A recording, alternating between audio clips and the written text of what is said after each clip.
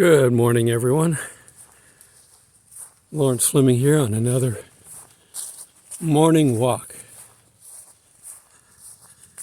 I hope you guys had a great Thanksgiving to be thankful for all the things that God has given us. I have been fortunate with my time with God that He has, one, put up with my antics,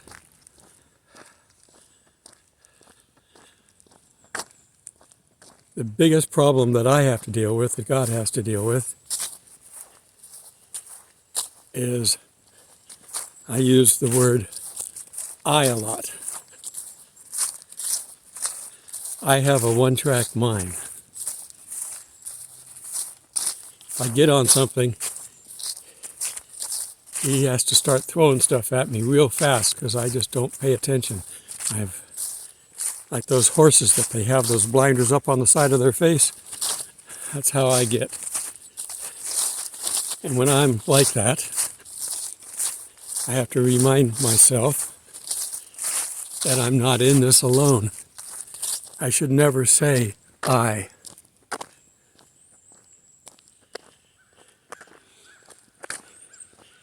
If you've ever spent time in a hospital, a nurse will come in and say, "Well, how are we doing this morning?" What do you mean we? I'm not doing too good. You're doing okay. Does that together make a we?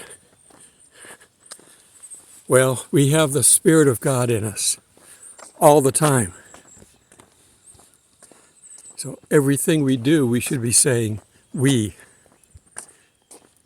Because anything you do, you're doing it with the Spirit. Whether the Spirit's happy to go along or not is irrelevant. We should be saying we did this and we did that. And the same with me. It should be us.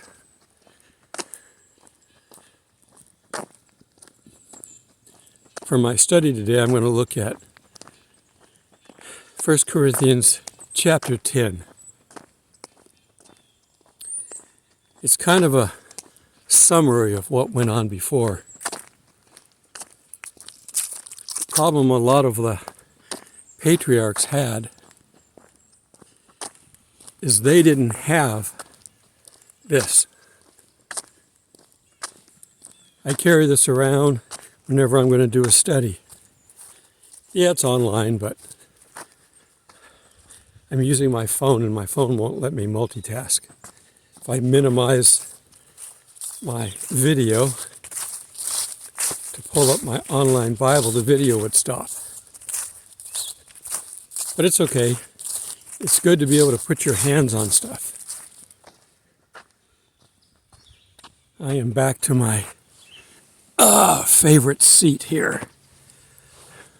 One that rocks even. See, I'm on a nice bench. And because it's made out of this grated metal, it doesn't stay wet very long. Some of the wooden benches that I can swing on in a couple of the other parks, the one I'm going to next, for instance, it can stay wet for a day or two after it rains. And I sit down and it's like, yuck. Okay, well, I'm going to see if I can open this up.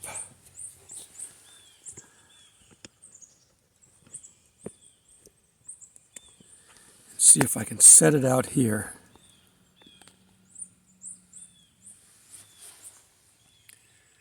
Okay, and I remember too, and I forgot to bring it, when I put the camera too far away, my voice goes down, so I'll boost it after in post, but I keep forgetting to bring my microphone.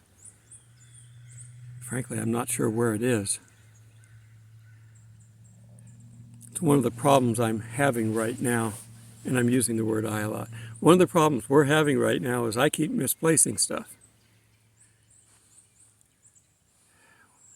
We're a person of habit, and if I change what I do, Whenever I say the word I, I'm always meaning we. When I change what I do, it's hard for me to adapt to my new whatever. I couldn't find my soap to do laundry. I changed where I put it, and now I don't know. I'm also changing my configuration. I'm trying to test out the bare minimums that I need if I've got my son coming with me when he comes back from Peru. And I've got in my main tent, I've got 2 cots, 2 sleeping bags, winter ones for this type of temperature. I put a smaller table in so I don't have to take up half of one side like I was doing before. And I think I'm pretty well set up, but I've got a new idea of how I want to arrange it. And that's the kind of stuff that I do. I test ahead. Well, with God, we don't have to test ahead. He's already had other people do that for us. And that's kind of what I want to talk about in Corinthians, is that we have the history of the Bible to explain to us how people can get by. So I want to turn to 1 Corinthians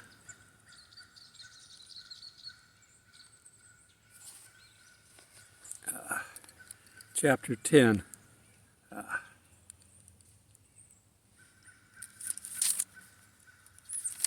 And we're going to go ahead and start in verse 1.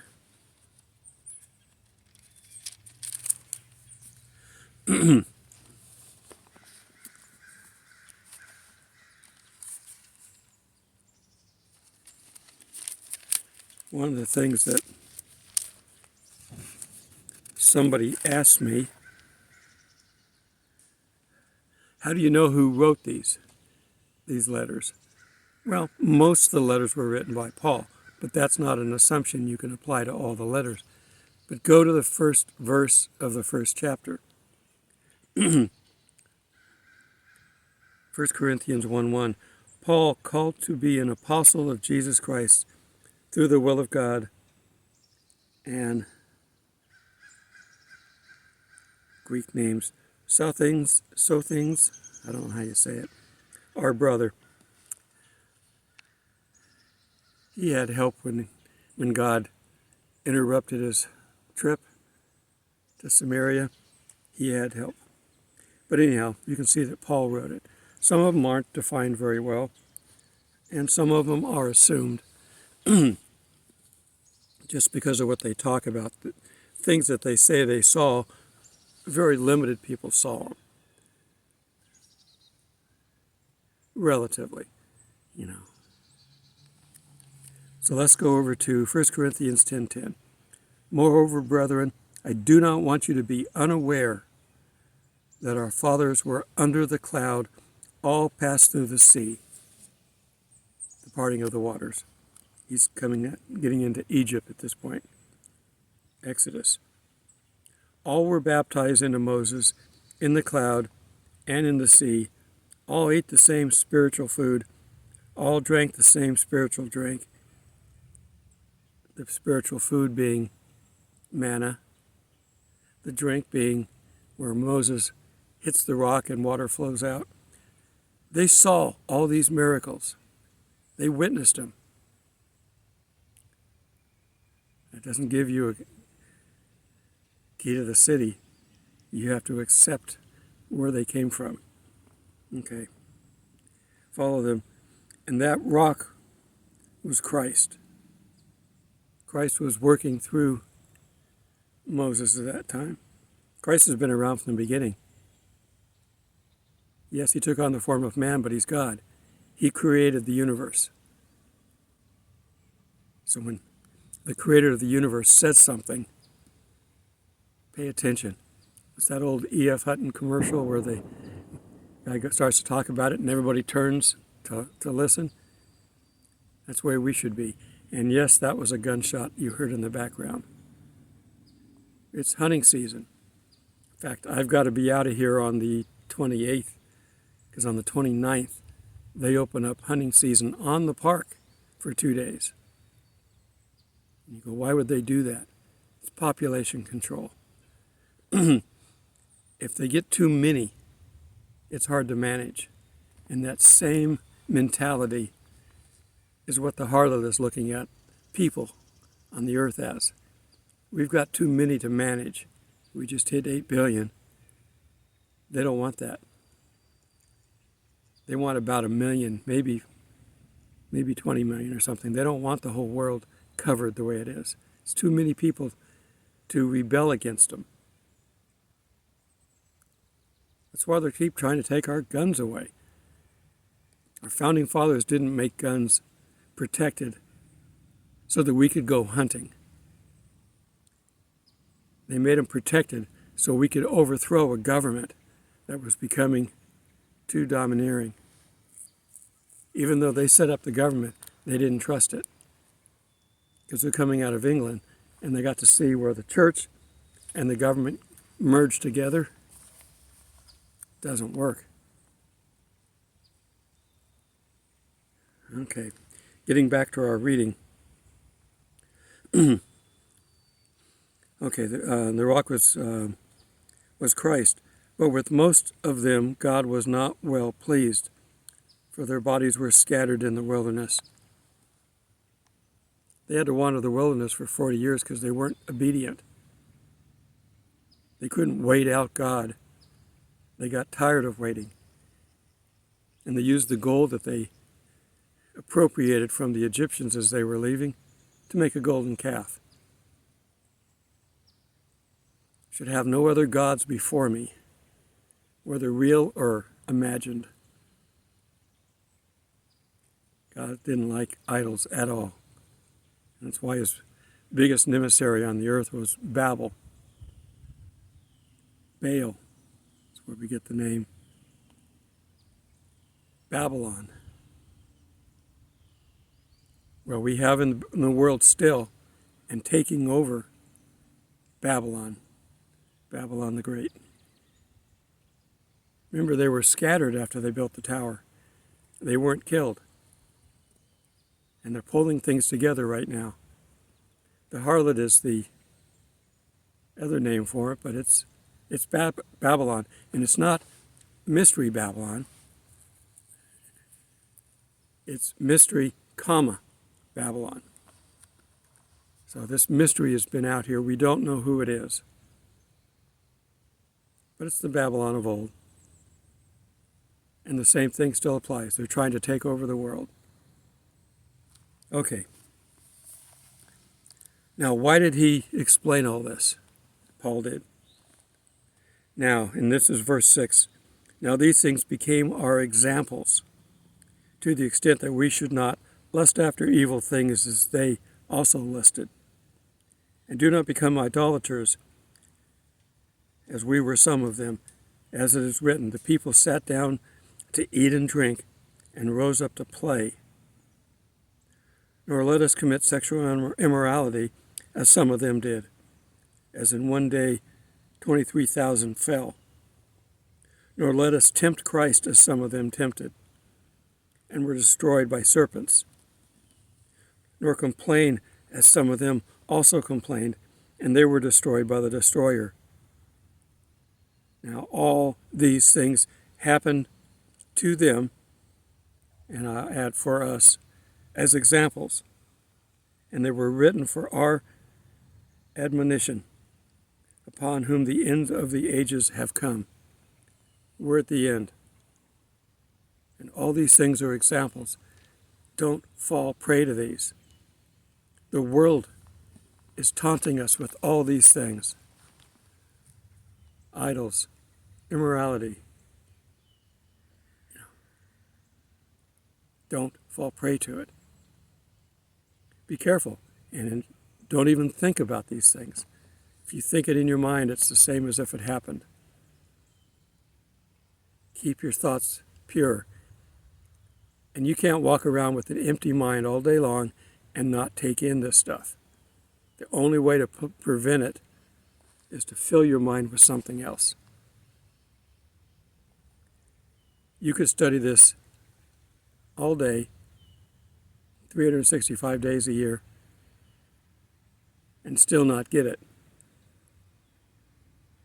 Because there were those, even back in Jesus' time, that didn't get it. The Pharisees didn't get it. They're the ones that wanted him killed. And yet he's talked about in the Old Testament that they claim to be experts on.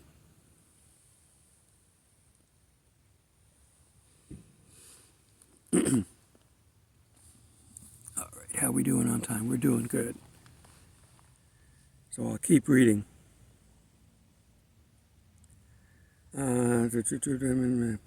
Therefore, let him who thinks he stands take heed lest he fall. As soon as you think you've got control of things, you're in charge, that everything's fine, be prepared for the fall. Temptation has overtaken you except such as is... Okay, where are we at? No temptation. Got to pick up the last word of on the other page. No temptation has overtaken you except is common to man. But God is faithful, who will not allow you to be tempted beyond what you are able. We will be tempted, not by God, but we will be tempted. But you have the ability to get away from the temptation. If it's at a location, don't go back to the location. If you dropped right in the middle of it, like Joseph was with Potiphar's wife, run. He ran so fast he dropped his cloak. That's another interesting story that we've talked about before. Why was Joseph punished? He wasn't punished. He was protected. Where would you bring up your people, the Jews, in a world full of hostility? He brought them up in Israel, not in Israel, in Egypt. He worked his way over to be second in command in Egypt. And then they stayed on, even as slaves, but they were the property of the Egyptians, and they were protected. We've all got to work. Slave or not, we've all got to work.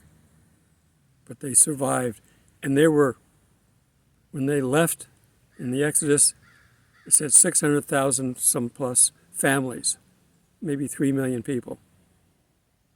And they started with 70 when Joseph brought his family in to be protected from the famine. 400 years or something, I don't know what it was. But in any case, it was not that long. They were protected. And when they finally, they get into the desert, they're wandering for 40 years, so they lost a few. But by the time they moved that many people into the Promised Land, they were a commanding force. So think about that. That's why God put them there. Okay, I'm in 10:14. Therefore, my beloved, flee from idolatry. Well, the word flee can flee from any temptation. We just talked about Joseph. But flee from anything. If somebody wants to offer you something, think about what choices, what you're going to do.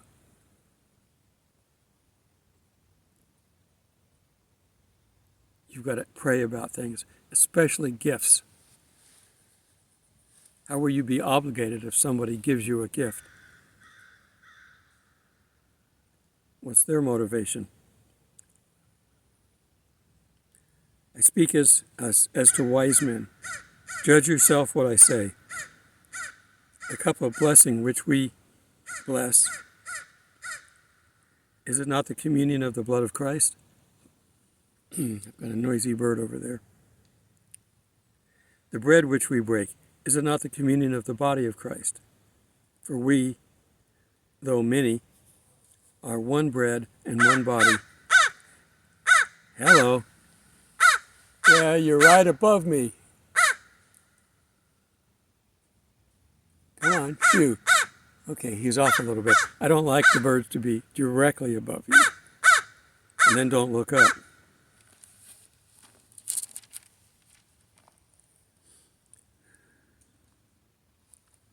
Okay, for we all partake of that one bread, the one body. You're just going to sit up there, aren't you? Come on. Crows and ravens are Satan's tools. When Noah threw the two birds off, he threw the dove out and he threw the raven. And the raven went to and fro. And that's how we describe Satan, going to and fro, looking for someone to devour. And since I just told you that, resist the devil and he will flee. See, I'm throwing scripture out all the time, even though I don't tell you what verse it is. If you want to know, look it up. Look up, resist the devil and he will flee, and you will find the verse. See, you're supposed to be in the Word too. How are we doing on time? We're good. Observe in 18, observe Israel after the flesh, are not those who eat the sacrifices partakers of the altar. What am I saying then? That an idol is anything, or is offered to idols is anything. Your idols can be the new house, the new car. This is hunting season. The new gun, the new boat for fishing season, the new anything that you coveted until you got it. Now, I'm not telling you you can't have these things, but it cannot become an idol. If you find that you've got to give up something to have that, what are you giving up? If you're giving up some of your money that you need to survive on, that's not what we're supposed to do. We expand ourselves in the excess that God gives us, not because something we want. I could go out and buy a new car right now. I'm happy with mine. Now, mine was, I'm the original owner, so I bought it new, but I've got over 200,000 on it.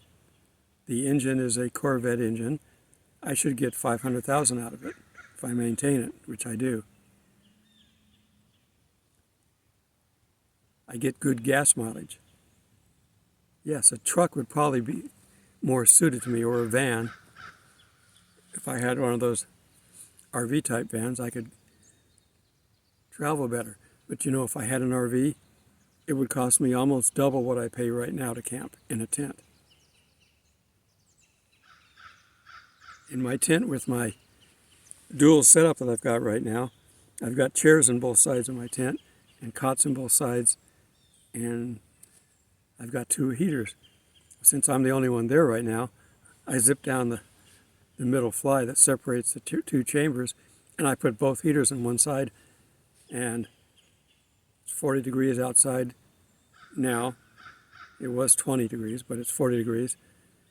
Turn the heaters on, it's 60, 65 inside. I'm comfy. I don't even put my jacket on.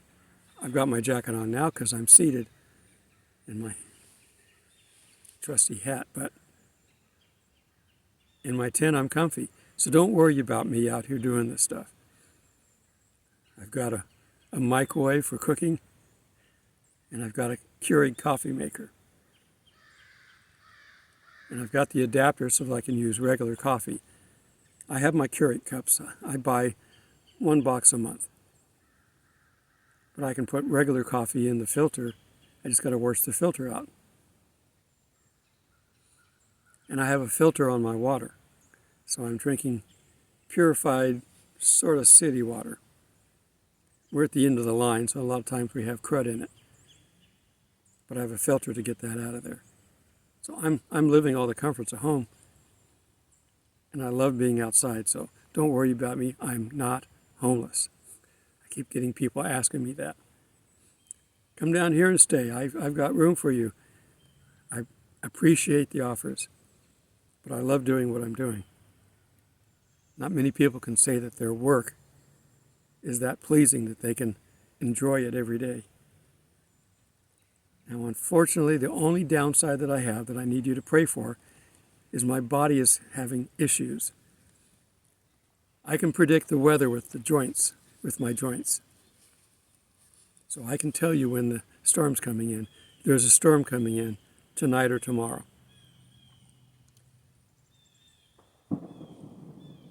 Another gunshot.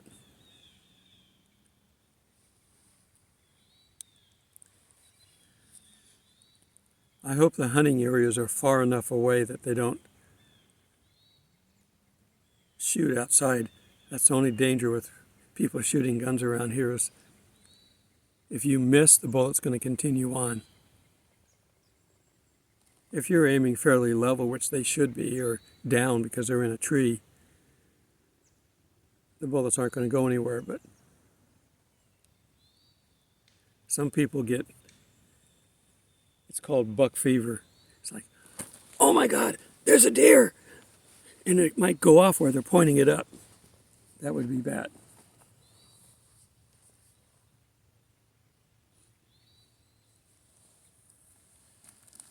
All right.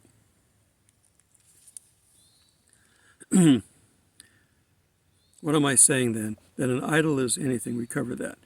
Rather, that the things which the Gentiles sacrifice, they sacrifice to demons and not to God. And I do not want you to have fellowship with demons. You cannot drink the cup of the Lord and the cup of the demons. You cannot partake of the Lord's table and of the table of demons. Or do we provoke the Lord to jealousy? Are we stronger than He? So you can see we have examples. Now in the old times, in the beginning when we had the founding fathers, Noah, Abraham, how did they find God? Well, the Spirit of God is trying to connect to our human mind and body and soul all the time. Not everybody's in tune. But occasionally we had people, examples in the Bible, where they were attuned. Were they sin-free? Absolutely not. Noah had sin.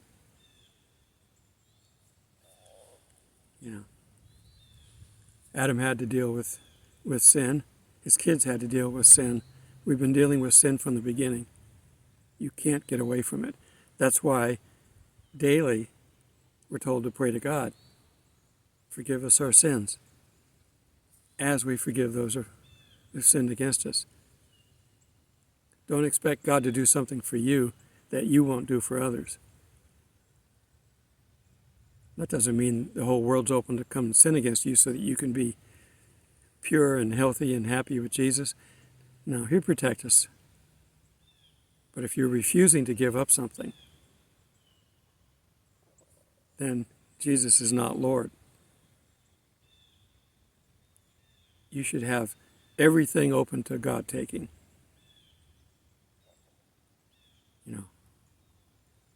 Abraham was asked to sacrifice Isaac. He would have gone through it. But God saved him from having to do that. He just was testing him. You may have a test to see if you want to give up something. Go with it. Follow your lead. God may accept the sacrifice, or He may not. It's up to Him. He's Lord. He knows what's best for all of us. So we have to make sure that we give Him the free rein to do what's best for Him. Not, sit right here, I'll be right back. No, come with me, I want to try something. And if you get up and fall flat on your face, God's saying, I don't want you to try that. If you get up and go right into it and have no problems with it, it's okay. That's my working relationship with Christ on doing things. I'll pray about it, and occasionally I will get a confirmation, yes or no. But more often than not, me being impatient one of my faults. Because I can do things. I can do things. But we can do things as well. And I'm better off if we do it than I do it. But I can do so many things because He's allowed me to have experiences in life. I still got to know whether it's the right time to do that. We don't know. See, sin isn't just going out and doing the opposite of the Ten Commandments. Sin is simply being someplace without God, without Jesus.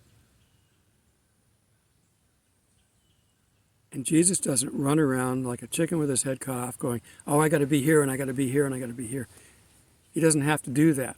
He goes, well, tomorrow would be a good time. I've already seen myself over there, so we'll go over there tomorrow. Oh, but God, I want to go over there now. Look at it. I want to go now. Tomorrow. You don't want to be there today. Well, I do, but not by myself. Trust God. He knows everything. He's set everything up. All right. I think I've talked long enough. I'm probably not going to mark the chapter. I might mark it. I don't know. It's just 1 Corinthians chapter 10. And I'm going to throw at the end here. I typically forget to promote myself. I'm bad at that. I'm not a salesperson. I've said it many times. Like, subscribe, click the bell icon, and you'll be notified when I release a new video. Although I habitually release one every morning at 6 a.m. But it'll let you know that it's up there when you open up your app.